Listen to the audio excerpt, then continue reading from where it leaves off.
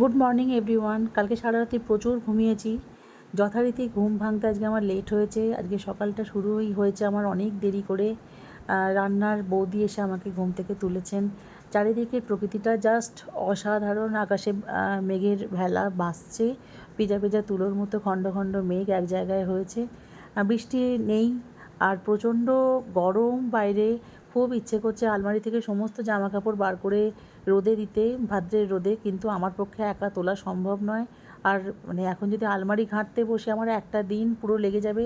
আবার যদি বৃষ্টি নামে তাহলে তো আরোই কথা নেই, জীবন শেষ। আর এদিকে চিকেন হচ্ছে, আমার মেয়ের কালকে চিকেন পায়নি। আর এইখানে এই যে 30 টাকার জিনিসপত্র যাচ্ছে চিৎকার করতে করতে, আমার না হকারের এই যারা হকার দাদা থাকে তাদের এই ডাকটা মানে ভীষণ ভালো লাগে। মানে সেই কতদিন আগেকার কথা মনে করিয়ে দেয়। কিছু জিনিস জানেন তো এক থাকে, তার কোনো পরিবর্তন থাকে না। বেশ ভালো লাগছে সকালটা। এসছি শাশুড়ি মায়ের সাথে কথা বলতে, অনেকক্ষণ বক বক বক বক করছি, কারণ আজকে সারাদিন বাড়িতে আছি। এই আমার শাশুড়ি মা, এই আমাদের আর এক বৌদি কাজ করছেন। টাটা, ভালো থাকবেন সবাই।